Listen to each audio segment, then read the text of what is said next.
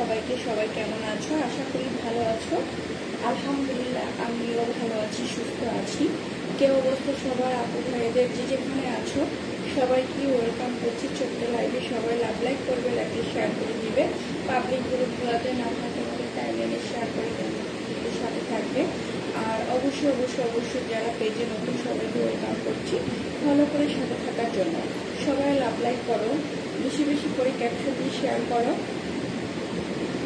ওয়ালাইকুম আসসালাম, ভালো আছি। কেমন আছেন ভাইয়া? হ্যালো ভাই।